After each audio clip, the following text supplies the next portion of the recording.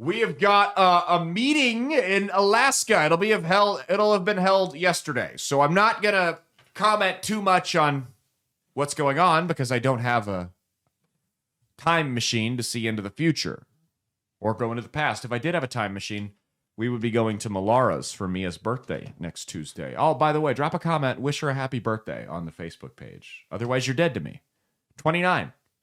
29, right? That's from what I understand, this is every woman's final birthday, 29 years old.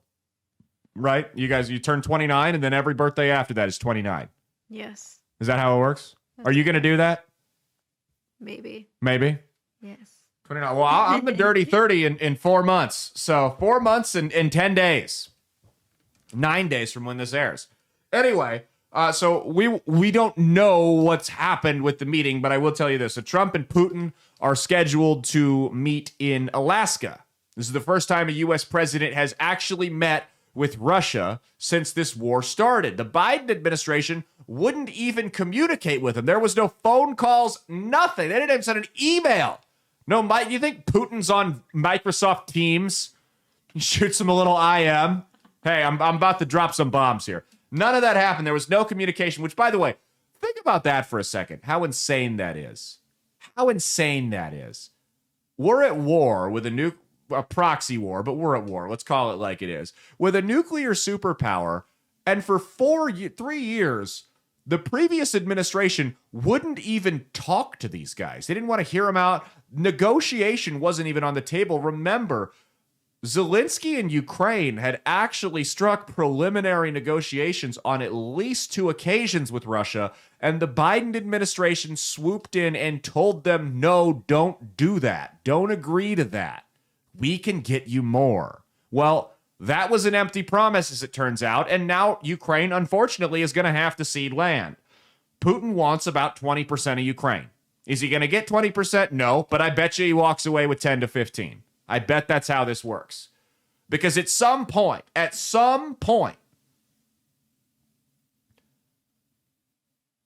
this has to stop.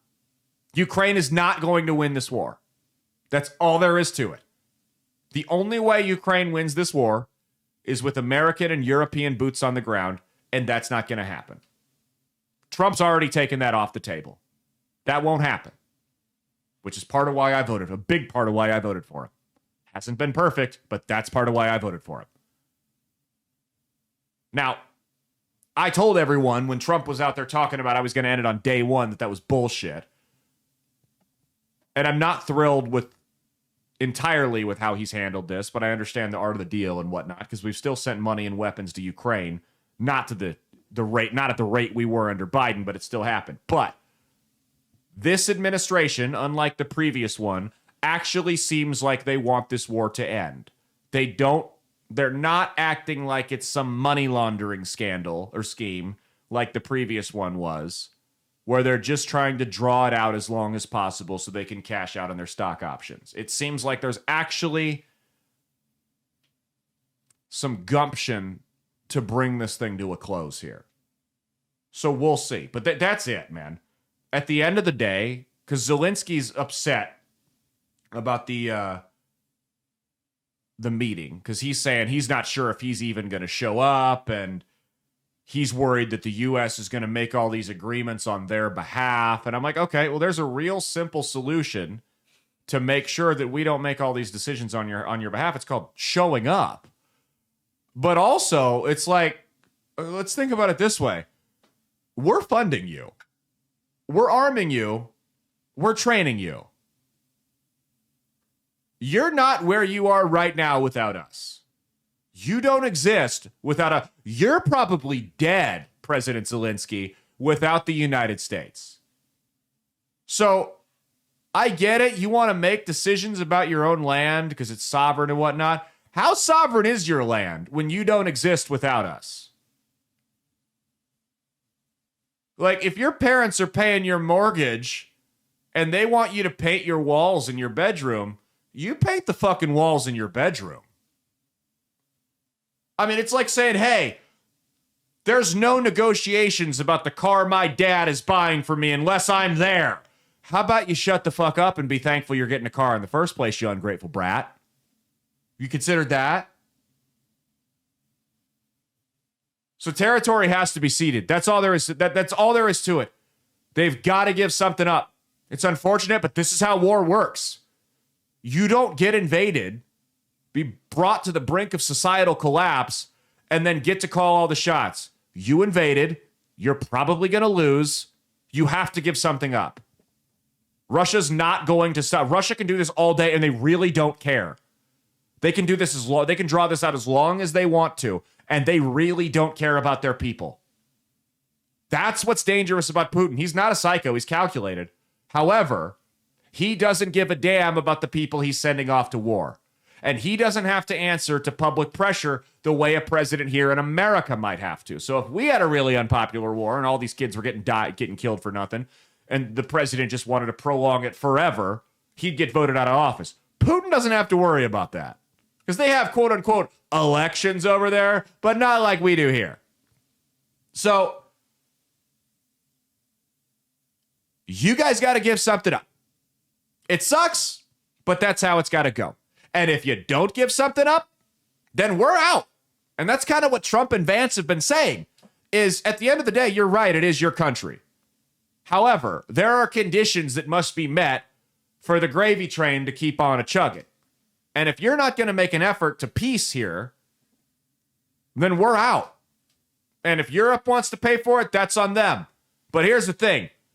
Europe can talk a big game about this, about how they're going to fund Ukraine and pay for all of this if we pull out. And you know what? They might do that for a couple months. But I'll tell you what. Couple months, they're going to get real sick of this guy Zelensky. They're going to get tired of him just like we are. And they're going to realize what a grift he's running. And they're going to go, oh no, we're done bankrupting our country for you. Yeah, this does need to end. Hey, President Trump, can you come back here and help us negotiate peace? And Trump will be done. He'll be, no, figure it out for yourselves. I don't fucking care anymore. This doesn't involve us. So you got to give something up, or you can fight it out on your own. I mean, this is the gamble here. It's all about, it's neither of them are ideal options, but there's always a better option. Like when we do which liberal most belongs in a mental institution. They all belong in mental institutions, but one of them belongs in more than the other two contestants. Both of these options suck, but one of them's clearly better than the other. You can let the U.S. negotiate a peace deal for you. You can give up part of your country that doesn't even want to be part of your country, by the way. The overwhelming majority, it's like 80-20, want to be part of Russia. They're Russian loyalists that were broken off after the Cold War. They don't want to be part of your country. They hate you. So you can either give up part of your country that doesn't want to be there, or you can fight it out and lose even more of it. Those are your options. They're not fun. They suck, but that's how it's got to go. Because we're not putting boots on the ground. I'm not getting nuked for your shithole country where it's dark out like 20 hours of the day and the average temperature is like 12 degrees. Fuck you. You're stupid for wanting to live there in the first place. I'm not getting nuked for that. Sorry.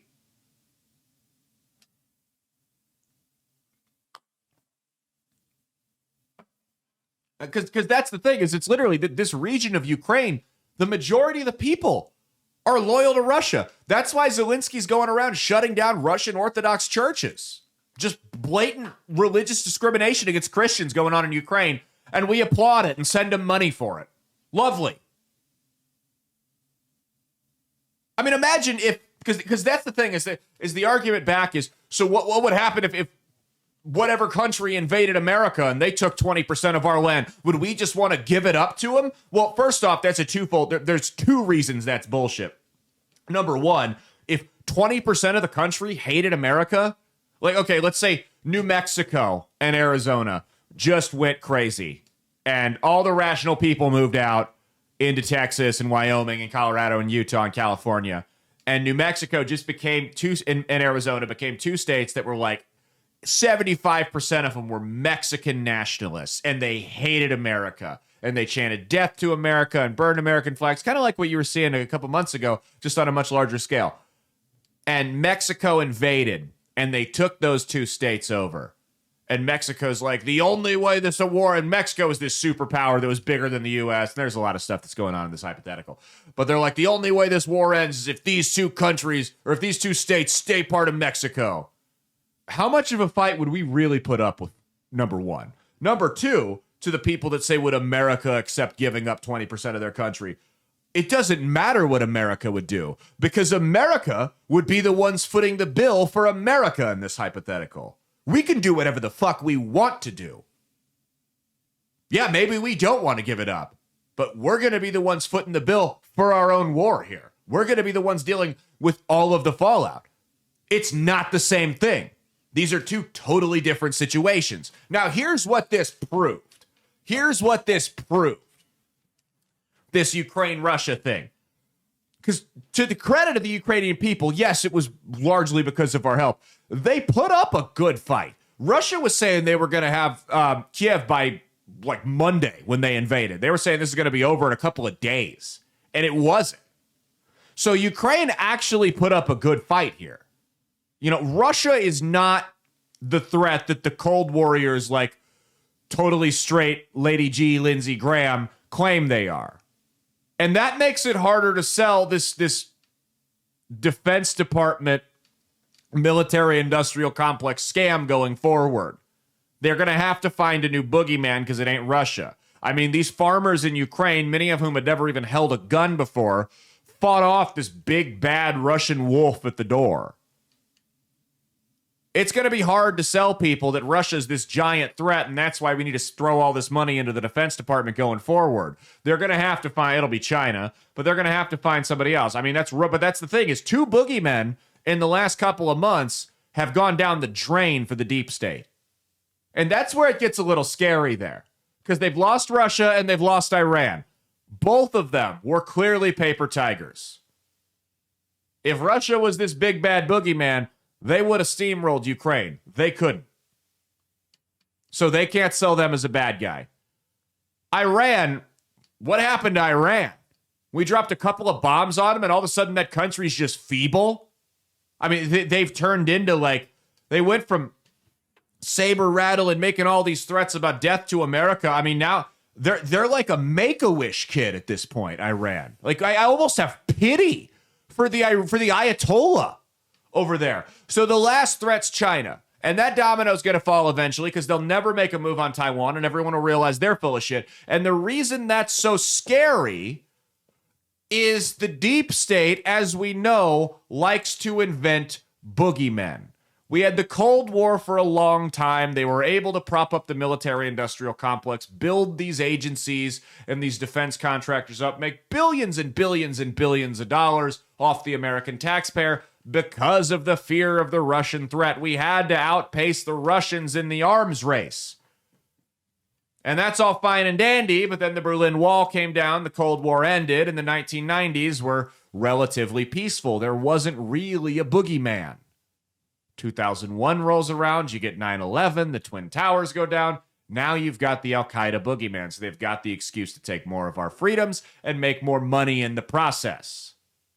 Well, the Al-Qaeda thing kind of ran its course. Nobody's really afraid of Islamic terror anymore. So they got rushed 20 years later. We get this big, bad Russian boogeyman. And China and Iran. Well, two of those dominoes fell. One of them's about to fall. It's scary because they like to invent boogeymen. And when they don't have a boogeyman,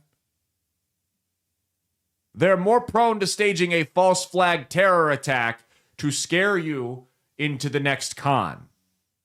So don't be surprised when we realize that China's also a joke if you get some crazy terror attack from somebody some group you've never even heard of before, to sell you on the next fear porn, to keep the cycle going. Some type of chemical warfare, dirty bomb, I don't know. Tactical nuclear weapon that got stolen by a radical Islamic terror. I don't know. You pick. It doesn't really matter. But that's how they'll sell the next scam. The next 20-year scam from the military-industrial complex, once these three dominoes have all fallen, will come from a false flag. Mark my words. That's what's so scary about it. Got to keep the money flowing. Got to keep their foot on our throats. But back to the Ukraine thing. The question a lot of people, myself included, are asking is we voted for an America First president, and I understand he's trying to negotiate this. I hope he holds firm. I hope he holds firm, not another cent to this country. Because at the end of the day, we are all asking the same question, which is when do Americans come first? Okay, let's go to our next segment here.